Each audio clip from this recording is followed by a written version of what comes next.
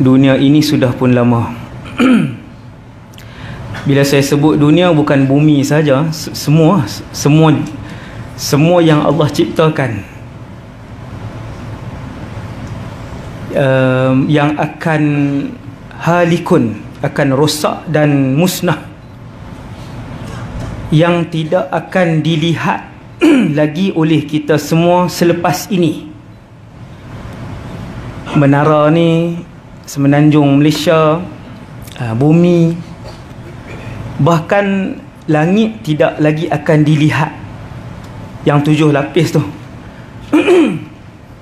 Tak usah sebutlah bintang, bintang-bintang apa yang banyak tu kan. Termasuk di dalamnya ialah keseluruhan langit-langit ni tidak akan dilihat lagi, kerana dia akan halikun, dia akan rosak dan musnah kesemuanya sekali. Sebelum Nabi Adam dicipta, manusia pertama, pendapat yang paling sahih, entah tak payah duk carilah ceramah-ceramah siapakah manusia sebelum Adam. Ramai buat seminar tu, hak pelik-pelik kan. Ambil yang Quran sebut cukup muktamad, Nabi Adam yang pertama. Hak lain tu yang qadaif tu tak ada nak tengok. Jadi tuan-tuan sekalian, sebelum manusia pertama, alam ni dah wujud. Alam keseluruhannya telah wujud, termasuk seluruh syurga, seluruh neraka, semua 7 lapis langit, bahkan binatang, jin, malaikat dah ada dah. Kita ni yang paling junior sekali. Sebab tu tengok kucing kena hormat dia, senior.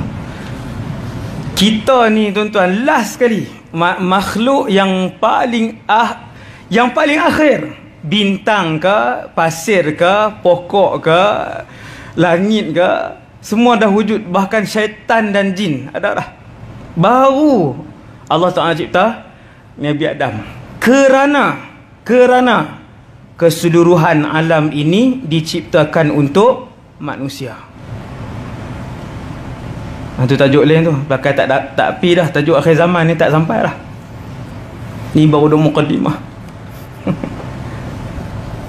Subhanallah. Nampak tuan?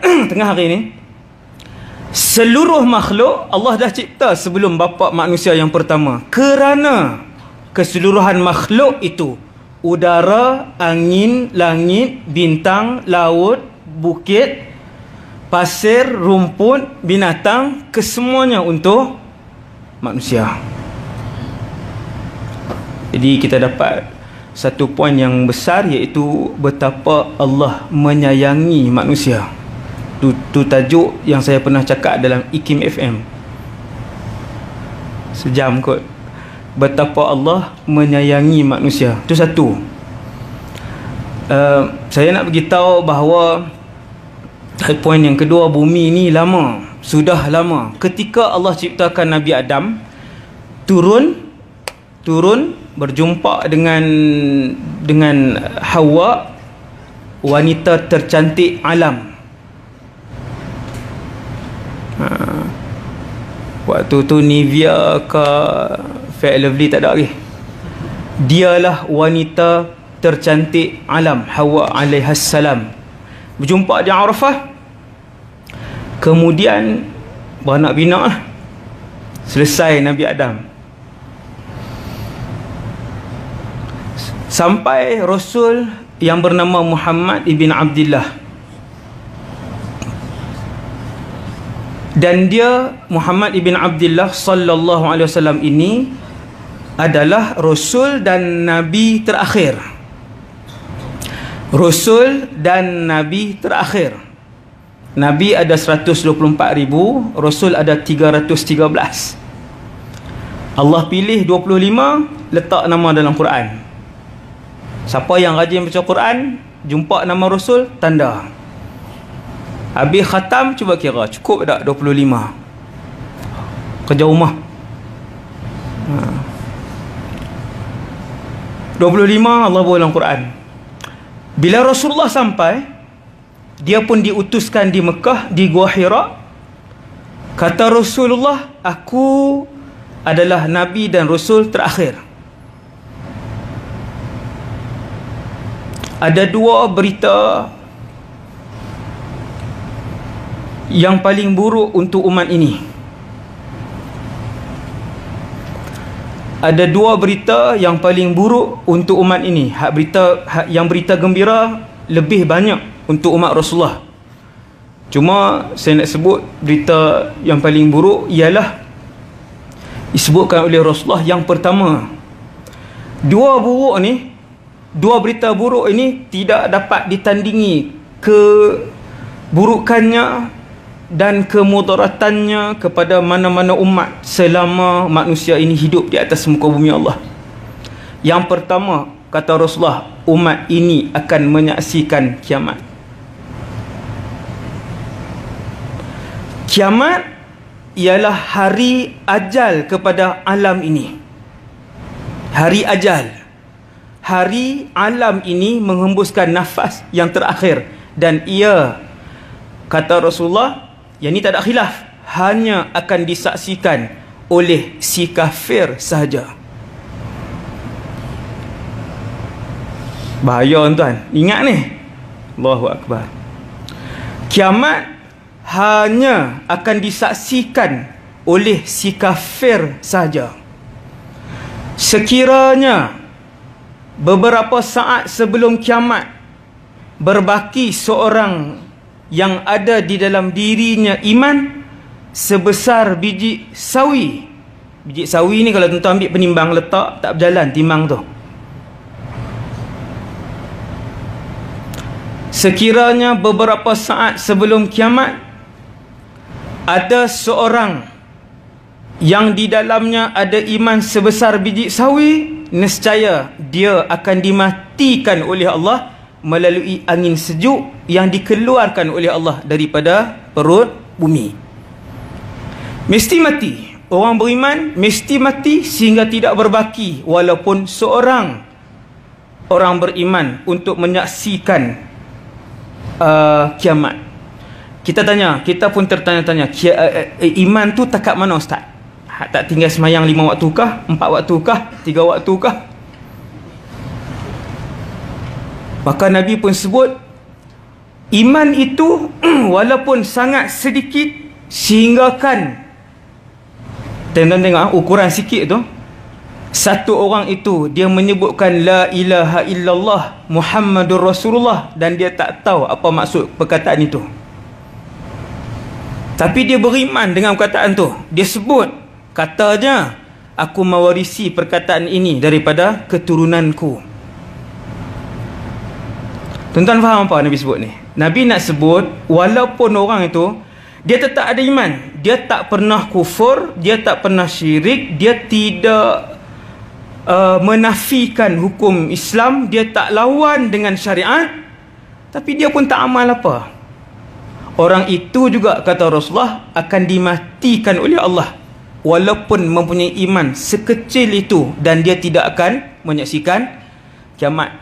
Maksudnya kita faham yang kedua ialah kiamat hanya disaksikan oleh orang yang 100% kafir dan tidak ada walaupun sebesar biji sawi iman di dalam dirinya. Wal'iyadzubillah.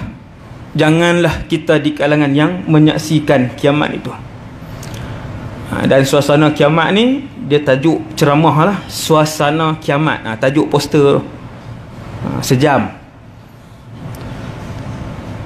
Jadi umat Rasulullah ada satu berita yang, tuan-tuan, umat Nabi lain tahu bahawa dunia ini, yang beriman lah, dunia ini ada pengakhir hujung usianya.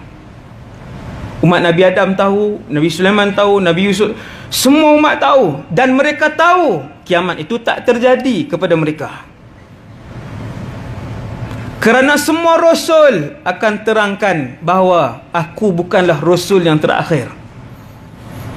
Semua Rasul akan terangkan kepada umatnya bahawasanya bumi ini akan, alam ini akan berlaku kiamat dan bukan pada zaman kita.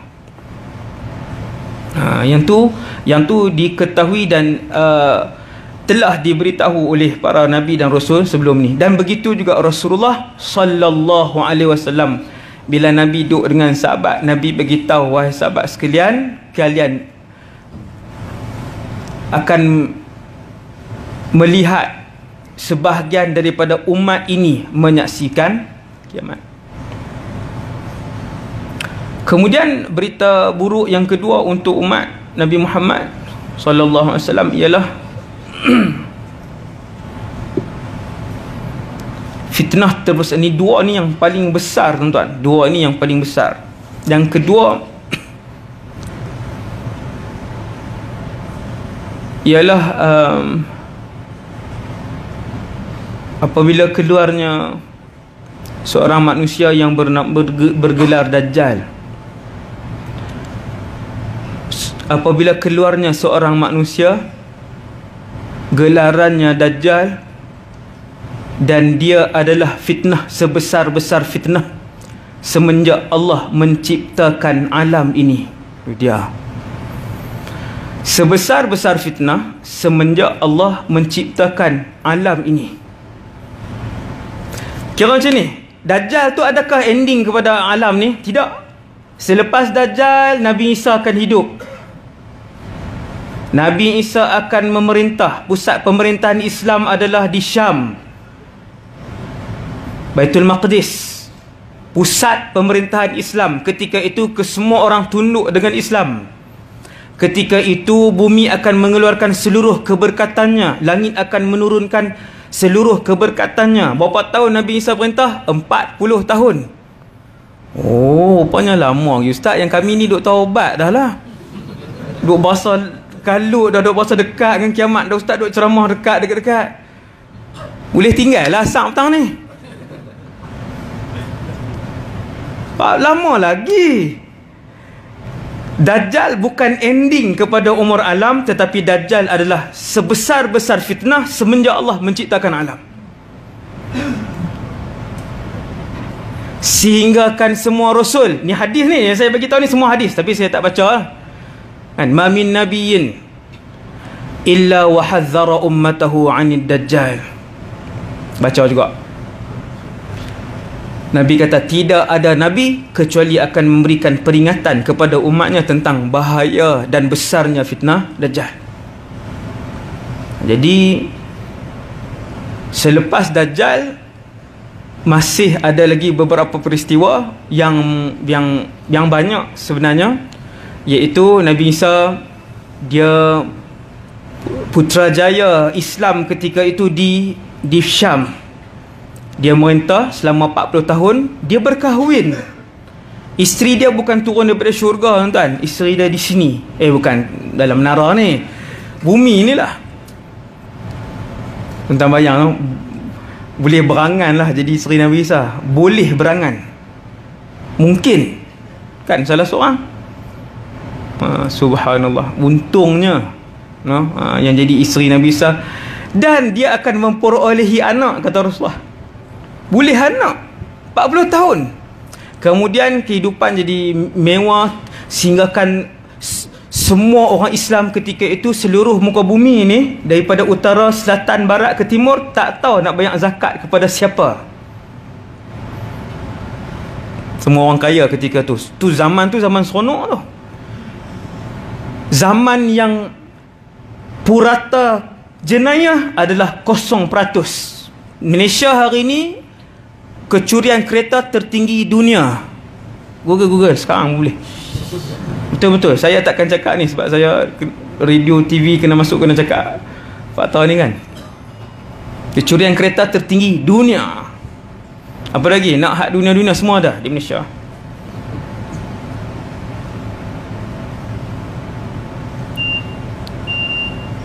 Azan kah? Oh, tak ada. Kemudian apa dia tadi? Sebab dia tak boleh keluar tajuk, dia lupa. Jenayah. Zaman Nabi Isa. Selepas Nabi Isa ni, saya nak tunjuk perjalanan masa selepas Nabi Isa, baru keluar Ya'juj Ma'juj.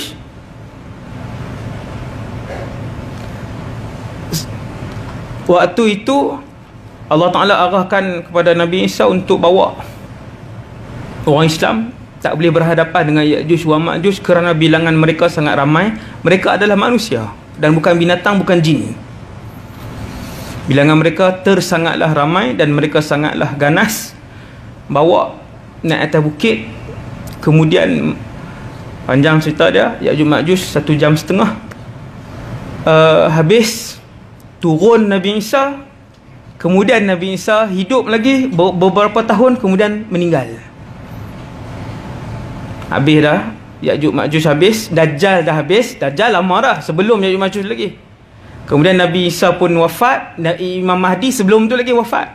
Dia lebih awal. Imam Mahdi wafat lebih awal, beberapa tahun sebelum kewafatan Nabi Isa. Kemudian baru berbaki tanda-tanda yang besar, seperti terbit matahari di sebelah barat pada hari ataupun minggu yang sama, keluarnya binatang yang akan cop manusia sama ada kafir ataupun mukmin. Kemudian keluarlah angin sejuk yang akan mematikan seluruh orang beriman. Selepas angin sejuk itu berlakulah kiamat. Itu kiamat lah. Last betul habis. Dan kiamat tu bukan berakhirnya perjalanan kita, baru nak mula perjalanan akhirat yang paling panjang sekali. Tuan-tuan, kiamat itu baru hari pertama perjalanan menuju ke akhirat. Hari pertama. Ya Allah, dunia ni kita rasa seperti mana sebutir pasir di hadapan seluruh pasir yang ada dalam lautan. Tu akhirat. Sikit je. Bila bersembang dengan orang sebelah di padang mahsyar, lamakah kita berdiri? Yauman aw ba'da yaum. Sehari atau 2-3 hari macam tu je. Lamakah kita dulu di dunia? Hak sebelah tu jawab, ada 2-3 hari. Tu cerita mahsyar. Mahsyar pendek sikit, 3 jam. Kan, mahsyar 3 jam. Punyalah banyak maklumat tentang mahsyar yang Allah sebut dalam Quran. Subhanallah. Tu baru hari pertama, tuan. Paling singkat kata para ulama 50,000 tahun berdiri di mahsyar. Tempoh paling minimum dan ke atas. Balik kepada Dajjal.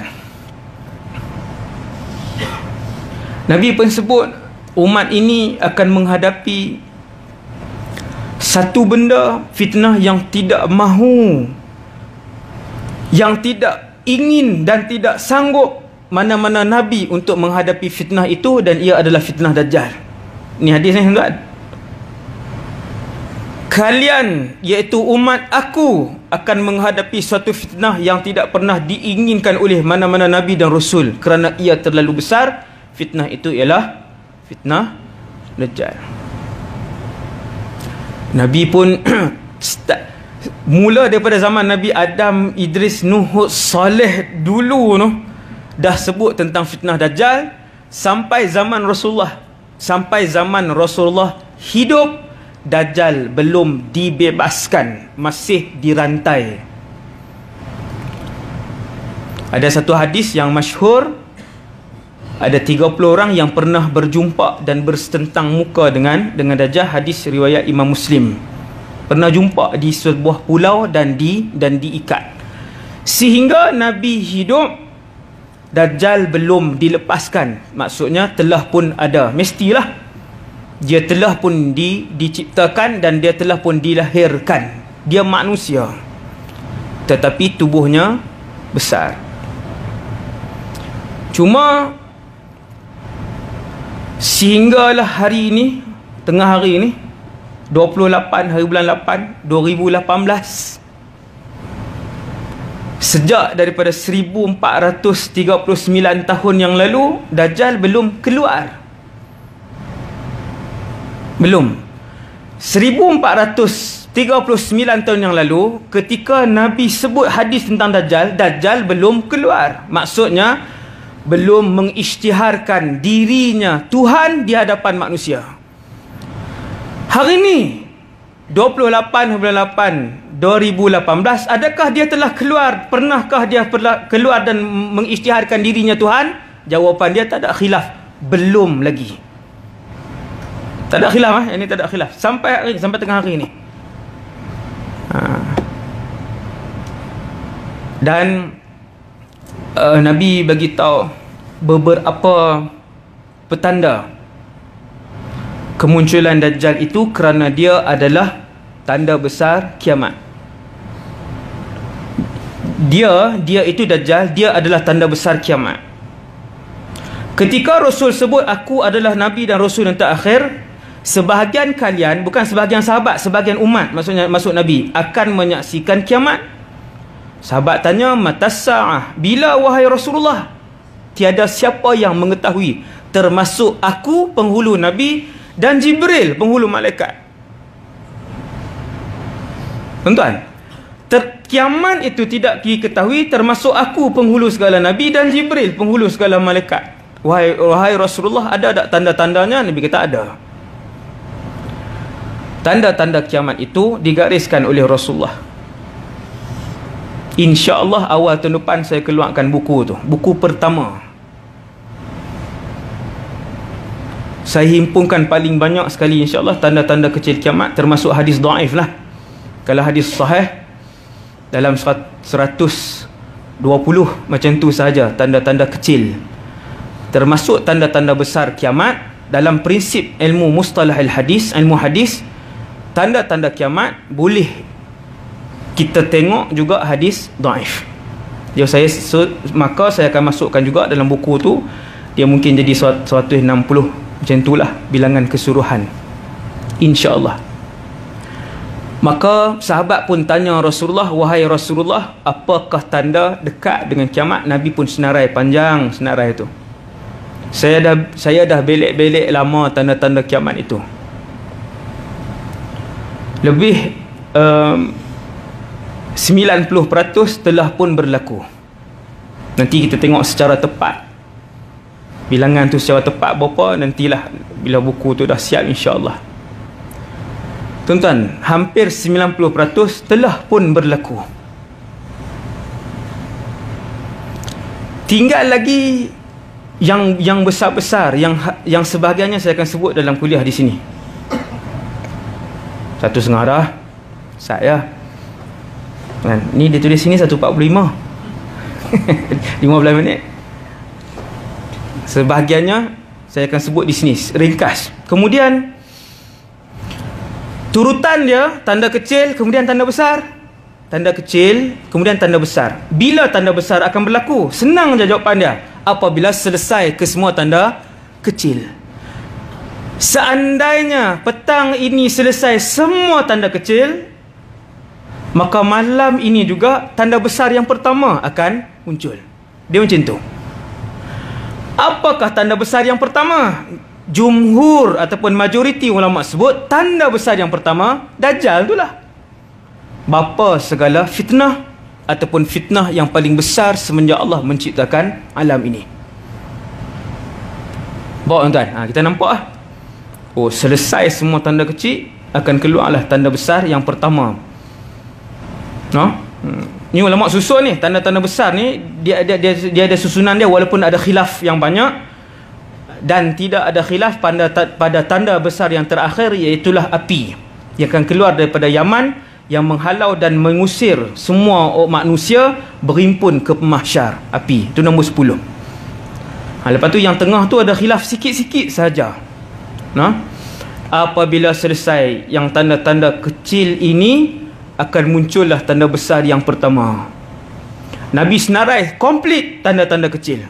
Ulama pun himpun. Cumanya tanda-tanda kecil ini duduk dalam berbelas-belas buku kitab-kitab hadis. Ada tak lagi ulama susun ke semua sekali? Belum. Ada sikit Imam Qurtubi susun, ada sikit Imam Ibnul Athir susun, ada sikit Imam, semua duduk itu.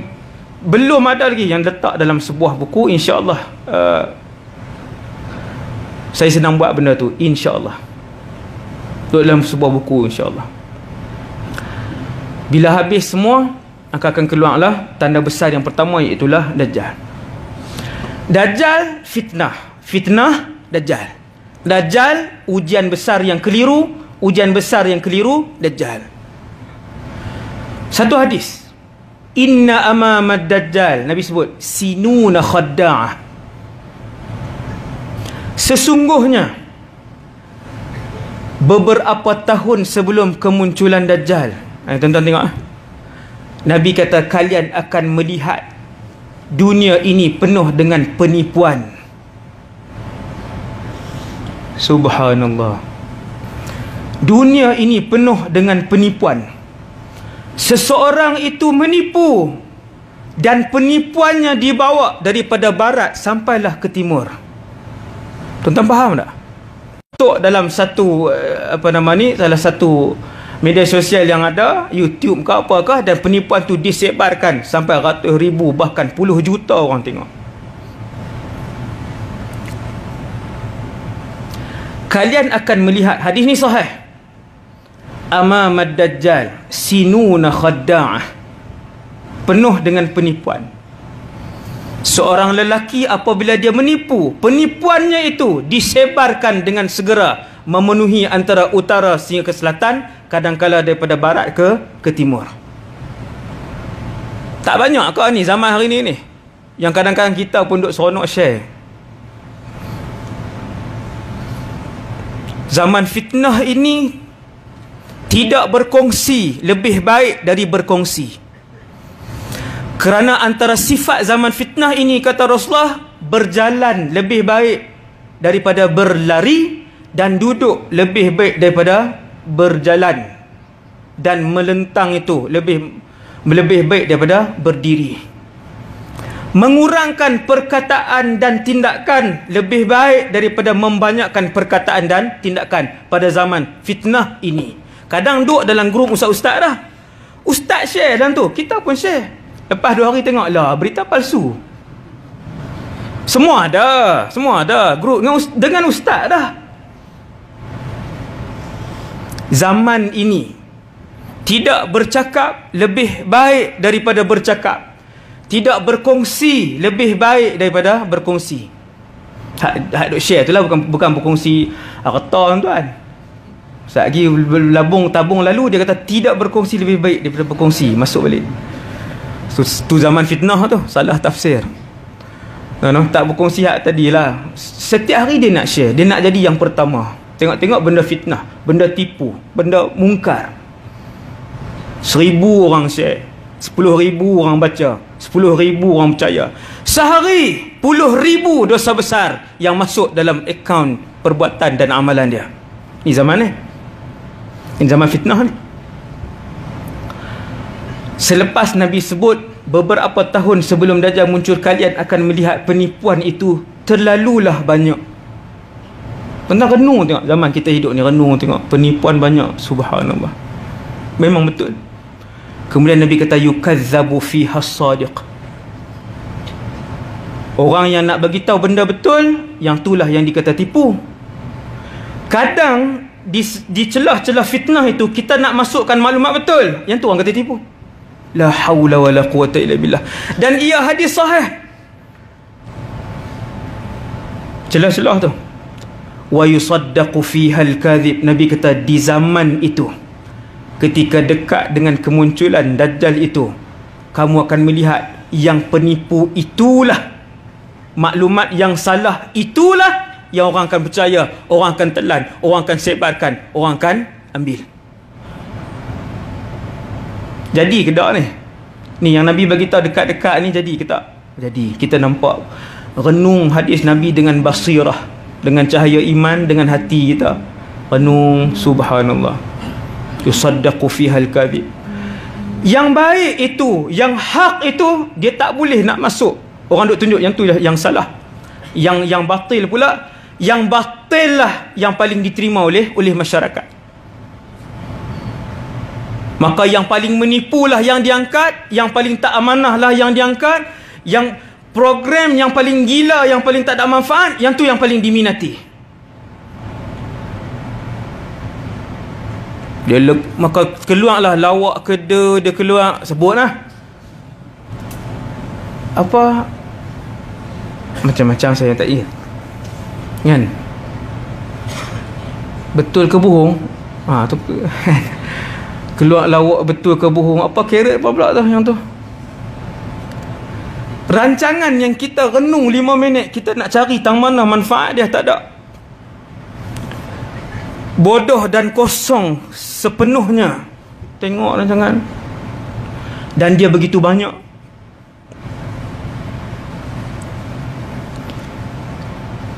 Wa yu'tamanu fihal kha'in. Ending hadis ni, orang khianat diberikan jawatan, tanggungjawab. Wa yukhawwanu fihal amin.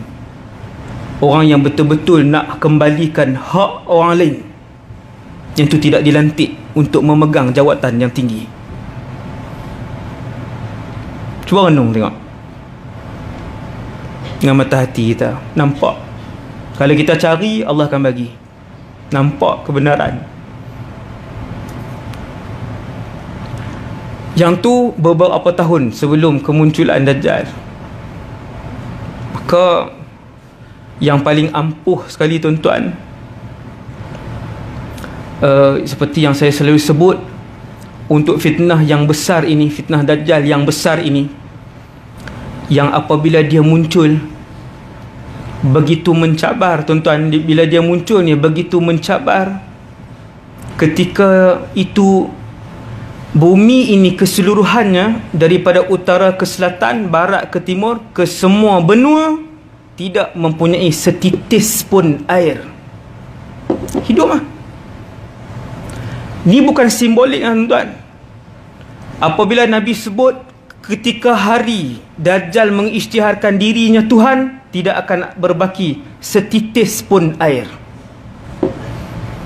Dan sekeping roti pun tidak akan ada pada kesemua lima benua ni.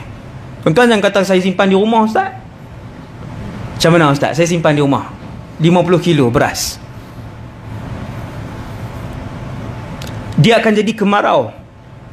Bahasa mudahnya, masuk cerita Dajjal dah niat 2 jam ni.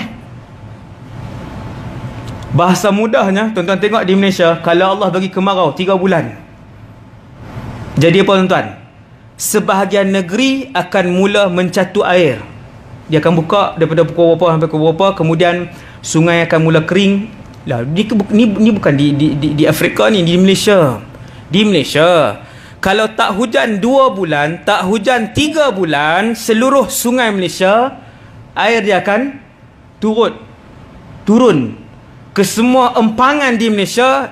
Air dia akan susut, dan beberapa negeri akan mula mencatu air. Kemudian lepas 4 bulan, lepas 5 bulan, selepas 6 bulan, hampir ke semua negeri di Semenanjung akan mencatu air. 6 bulan. Kalau 3 tahun, kalau 3 tahun, setahun tak turun air, maka keringlah punca-punca air di seluruh dunia. Allah nak buat benda tu. Ni saya nak bagi nampak mudah faham. Kalau tuan-tuan kata, takkan kot Ustaz, kan?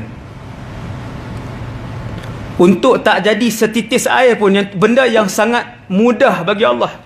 Saya perhati, walaupun saya baru balik, tak barulah, 2008 kan, dah 10 tahun dah. Saya perhati, tengok di Malaysia ni pernah jadi beberapa kali, sekali ataupun 2 kali, dia kemarau yang panjang. Dan saya perhati berita-berita negeri Melaka mula mencatu air, sekian mula mencatu air, 2-3 negeri mula mencatu air. Saya tengok 1, 2, 3, ui, baru 2 bulan dah catu air. Kalau 6, okey, gitu. Sebab itu Nabi kata fitnah terbesar, kerana ketika hari dia muncul tu tuan-tuan, dia sahaja yang boleh membawa makanan, kerana dia boleh mewujudkan makanan. Dia tunjuk ke langit, boleh turun hujan, kawasan tu saja. Kawasan tu saja.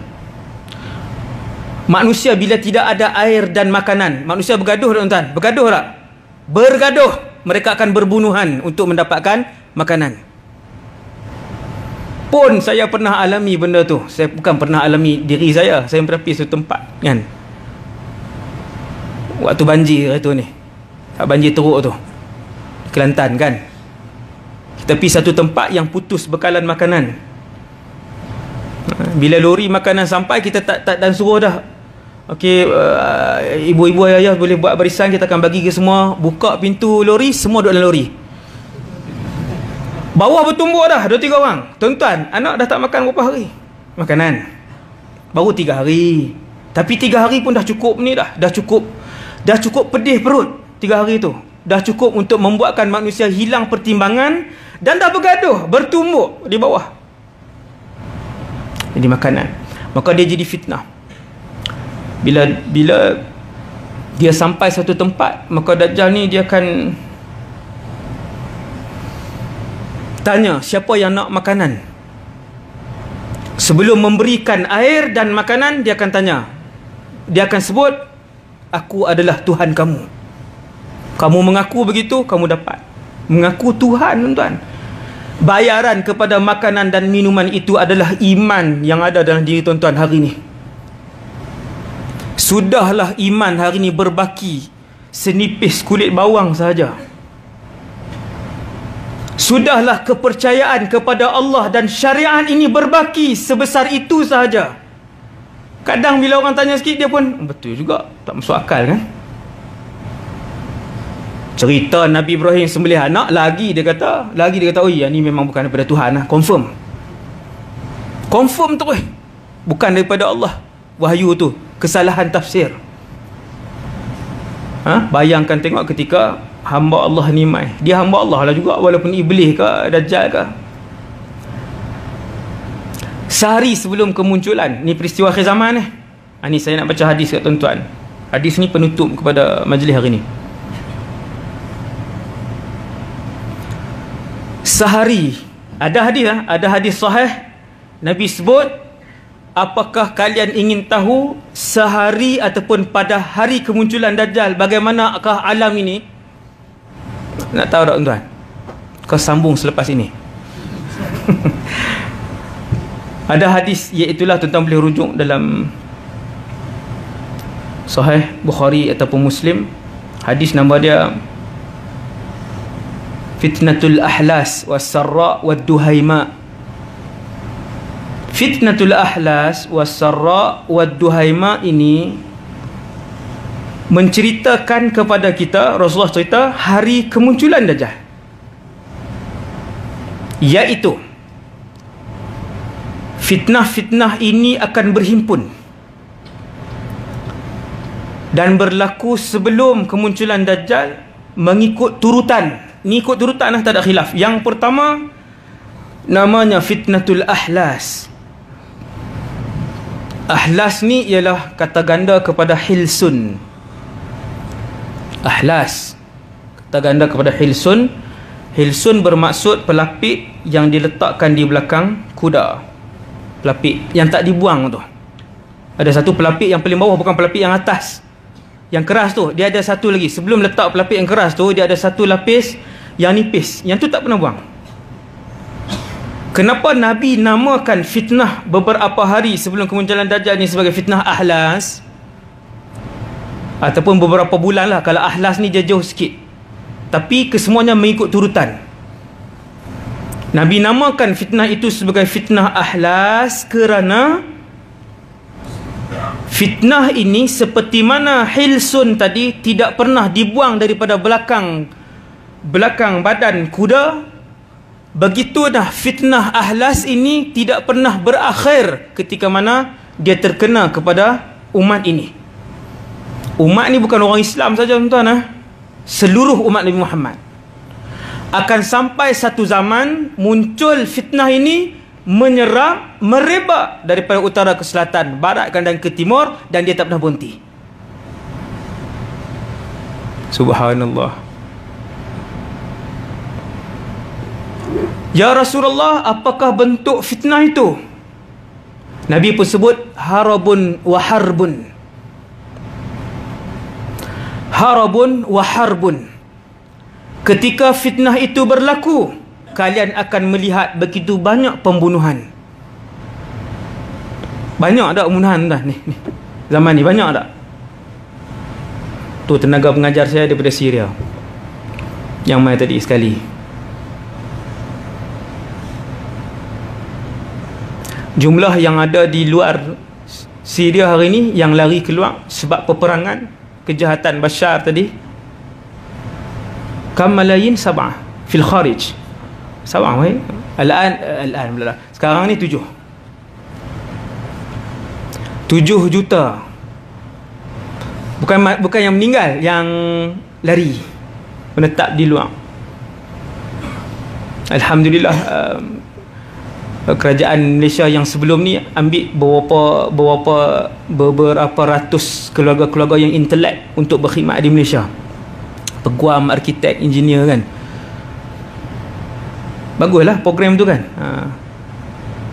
Kemudian yang mati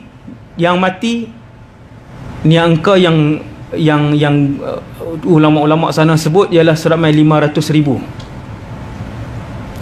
Jauh lebih banyak daripada angka kematian Palestin. Palestin tak sampai 100,000 tuan.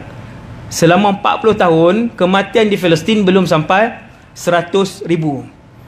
Yang tuan-tuan tengok tu, yang selalu sampai berita kita melalui MAPI, melalui apa tu kan. Di Syria dalam tempoh beberapa tahun tu sudah 500,000. Nabi sebut, tetapi kata para ulama yang mengkaji hadis akhir zaman, Syekh Abdullah Munajjid, Dr. Abdullah Munajjid, Dr. Umar Abdul Kafi, Dr. Ali Jum'ah, Dr. Syekh Ismu min Saudiyah. Ramailah ulama-ulama yang mengkaji kematian itu bukanlah fitnah ahlas, tetapi mini ahlas. Iraq jutaan, sehinggakan jumlah petrol yang dikeluarkan sehingga hari ini tak pernah mencapai jumlah minimum yang dikeluarkan pada zaman Saddam Hussein. Keluar nama Saddam pula kan. Ni ceramah apa ni?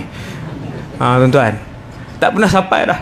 Kematian begitu banyak. 3 negara yang barakah sekarang ni, tuan-tuan tengok kematian banyak, berperang. Yaman, Iraq, Syam, Syria, banyak. Tapi ulama sebut bukan itu ahlas, kerana ahlas ini lebih banyak harabun wa harbun. Kalian akan melihat ketika itu bunuh sangat banyak, manusia merampas harta orang lain begitu banyak. Yang ni pun mini dah berlaku dah. Mini rampasan. Kawan ambil atau kawan ni ambil atau kawan ni.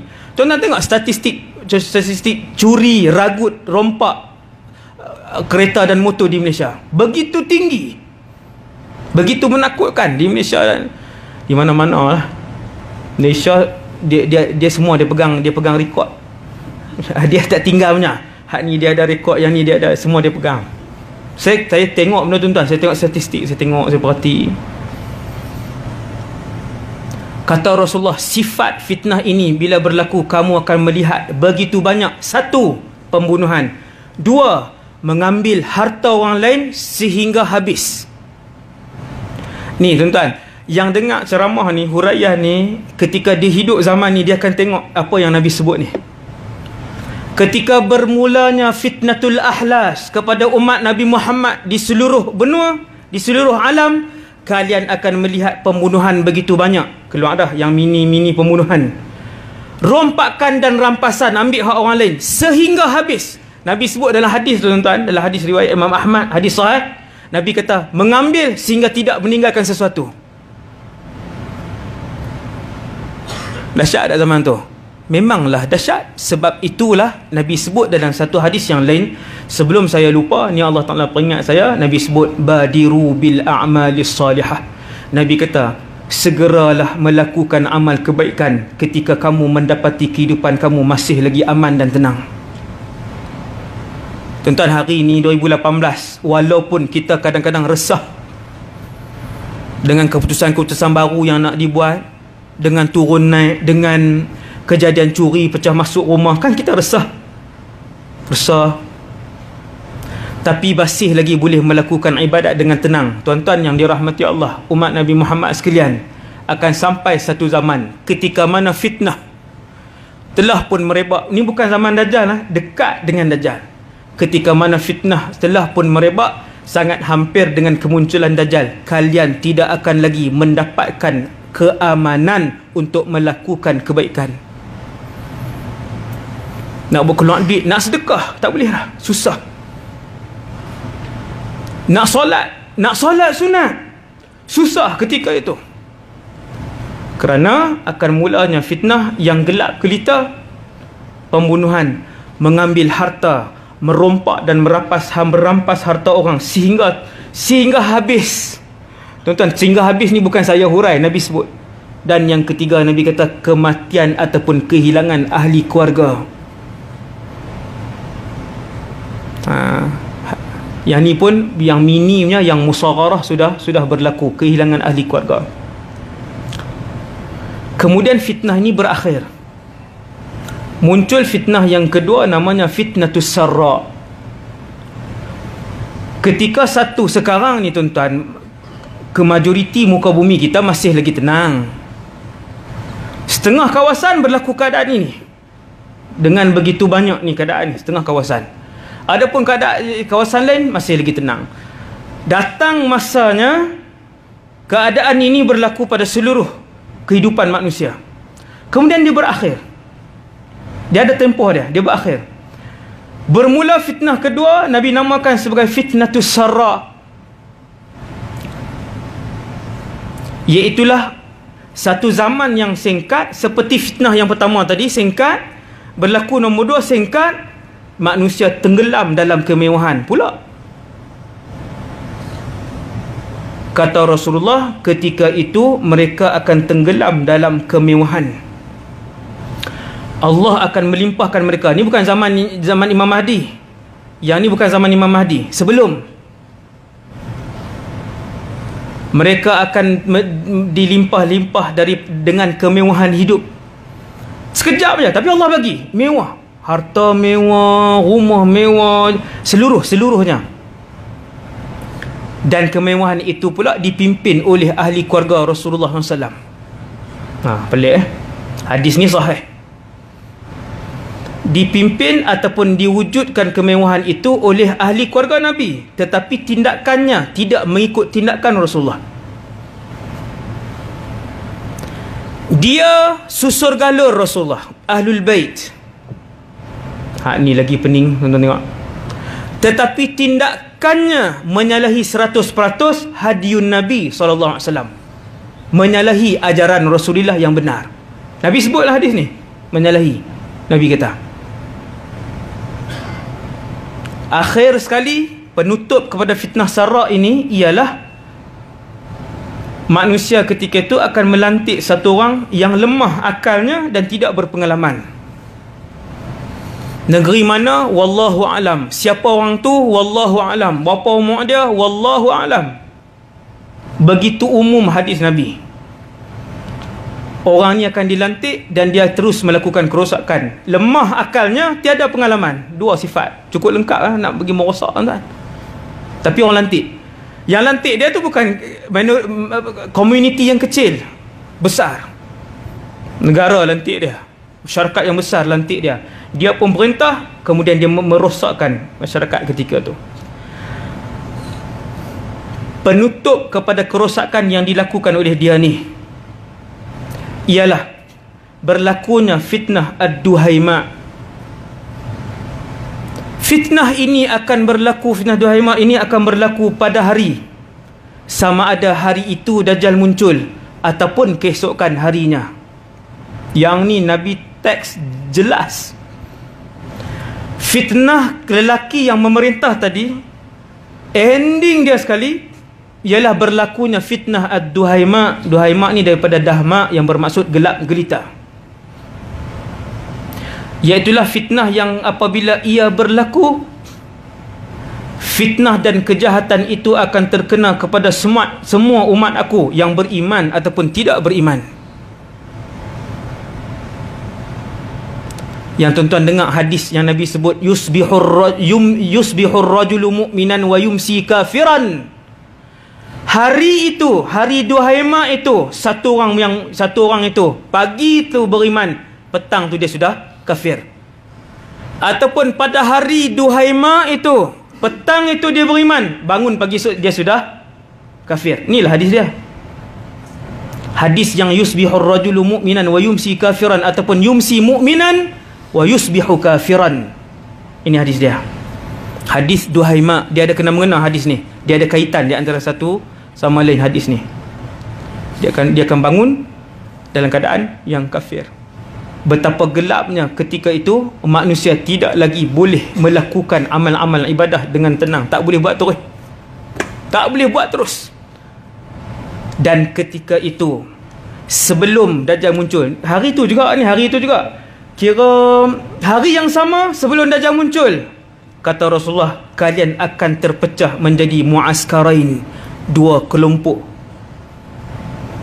Di Kedah ke, di KL ke, di Johor ke, di Sarawak ke, di Australia ke, di Amerika ke, semua akan terpecah macam tu, tuan. Kalian akan terbentuk, ini hari Dajjal keluar ni. Ketika itu, sebelum beberapa jam Dajjal keluar tu, kalian akan terpisah menjadi dua kumpulan yang terang dan jelas. Kumpulan yang pertama, kata Rasulullah, imanun la nifaqa fih, kumpulan yang semua orang beriman, seorang pun tak ada munafik dan kafir dalam tu. Dan kumpulan kedua akan terasing dengan jelas, kufrun ataupun kafirun la iman fih, semua orang kafir dan munafik, tidak ada seorang pun orang yang beriman. Ketika terpisahnya dua kelompok itu, waktu tu tuan-tuan, boleh cam waktu tu, kem orang beriman, kem orang kafir. Waktu tu Nabi kata, fantadhirid dajjal min yaumiha aw min ghadin. Ketika itu kalian tunggulah Dajjal hari itu ataupun esokkan harinya. Tak nak sampai.